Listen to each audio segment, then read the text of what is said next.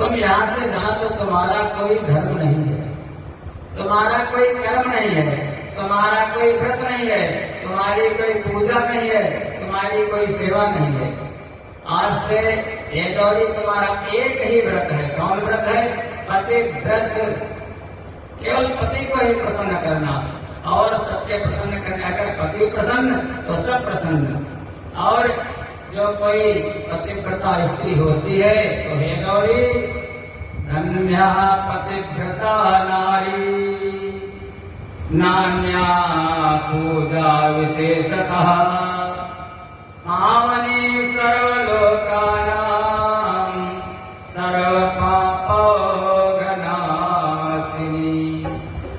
धन्या पतिव्रता नारी, पतिव्रत धर्म में तत्व रहने वाली स्त्री महाराज धन्य है। अगर कोई पतिव्रता का दर्शन कर लेता है तो नान्या पूजा विशेषतः, तो हमारा सारे तीर्थों का संतोष ने सबकी पूजा कर ली। और स्त्री ने, पतिव्रता ने अगर अपने पति की पूजा कर ली तो संतोष ने सबकी पूजा कर ली।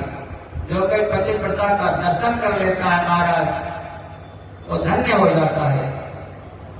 चाहिए ये कुछ बता दिए, नियम भी बता दिए।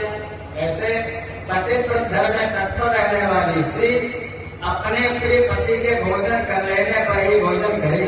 सीधे जब पति खड़ा हो तब साथ में स्त्री भी खड़ी रहे। जब वो सोए, पति के सो जाने के बाद सोए और पति के जगने के पहले ही वो जग जाए। पति से उच्च स्वर में वार्तालाप न करे। साथी स्त्री को चाहिए कि जब तक वस्त्र आभूषणों से सुसज्जित न हो जाए, बगैर श्रृंगार करे अपने पति के सामने न जाए। श्रृंगार करे अपने पति को प्रसन्न करने के लिए, औरों को प्रसन्न करने के लिए नहीं हमारा। लेकिन आजकल का समय थोड़ा बदल गया है। अपना पति प्रसन्न रहे चाहे ना रहे, बस आप पूरे समझदार हो हमारा। तो धन्य जो पतिव्रता स्त्रियां हैं अपने पति के लिए, उसका पति यदि विदेश गया हो, कहीं नौकरी पर गया हो तो कदापि श्रृंगार ना करे। पतिव्रता स्त्री को चाहिए पति का नाम ना ले। माता जो बोली वाले हैं वो तो अलग बात, लेकिन आजकल की जो हमारी बेटियां हैं, बहनें हैं, अभी आ जाए तो जब तक अपने पति का नाम नहीं ले लेंगी तो हाई सोसाइटी, हाई प्रोफाइल, ज्यादा पढ़ी लिखी, तब तक उनको और बेटियां तो लेंगी, लेकिन उनको जब पति ले होता और भी जब तक अपनी पत्नी का नाम नहीं लेंगे।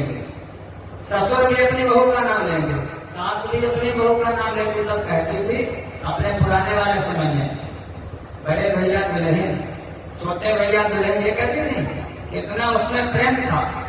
या किसी गांव से होती उस गांव का नाम लेती, मोहल्ली वाली, फलाने वाली, गांव का नाम। लेकिन आज तो सीधे नाम नहीं लेना चाहिए हमारा।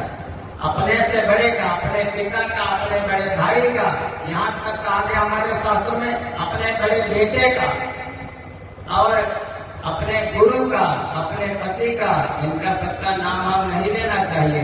अगर कोई अपने पति का नाम लेती है तो पति का नाम लेने से पति की आयु कम होती है। अब मर्जी आप लोगों की नाम लो, आयु कम करना हो तो नाम लो उनका। पति के कटवचन कहने पर विवाह बदले में कई बात ना कहे। पति के बुलाने पर और घर के सारे कार्यों को छोड़ करके तुरंत उसके पास चली जाए। थोड़ा कठिन है, लेकिन ये पतिव्रताओं के लिए हमारा सब जैसे न साधक के लिए भक्ति साधक को बताई जाती है, भक्ति भक्त को बताई जाती है। सबके जो जैसा करेगा भैया, जो जैसा बोलेगा तो ऐसा काटेगा। बस कहते हैं 4 प्रकार के पतिव्रता हैं, गोस्वामी जी ने बताया। जग पतिव्रता सारी विधियां,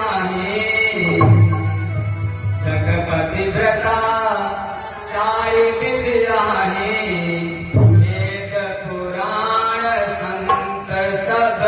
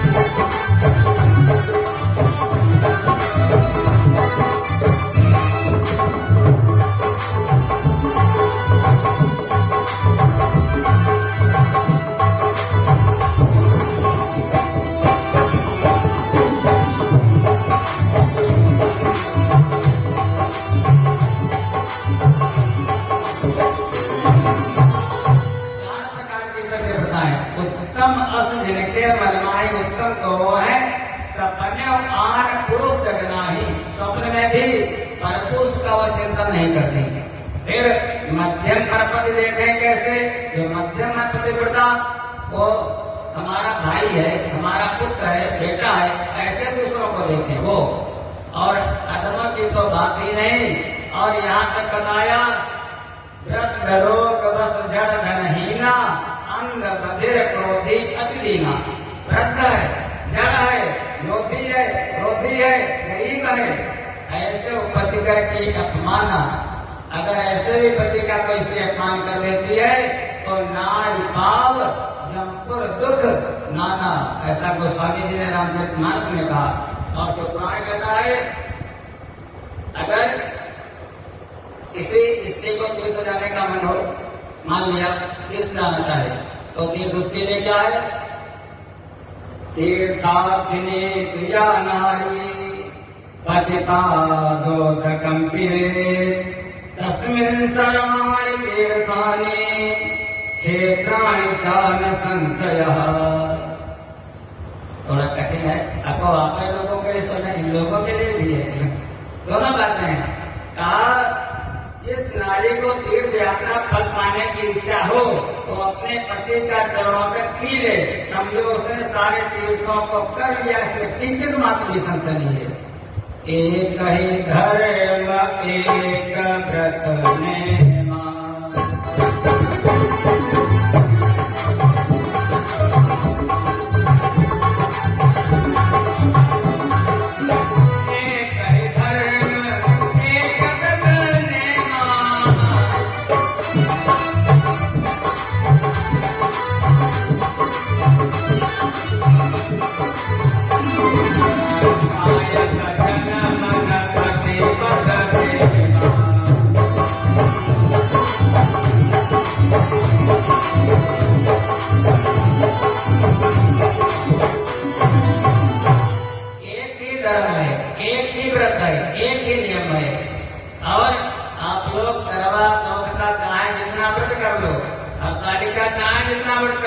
लेकिन पति को दुख दिया तो वो करवा चौथ मारा निष्प्रभु है, बेकार है करवा चौथ जो कुछ है, दिन भर भूखा वाला बेकार शरीर को मिला। व्रत वही जैसा पति कहते, पति कहते रहो तो रहो, न कहे न रहो। तीर्थ अगर जाओ, यहाँ तक स्त्री को कभी पिता भाई पुत्र परिणित सुख देते हैं, परंतु पति असीम सुख देता है। पिता भाई ये तो सब गौण है, तो उसका मुख्य वो पति असीम सुख देता है।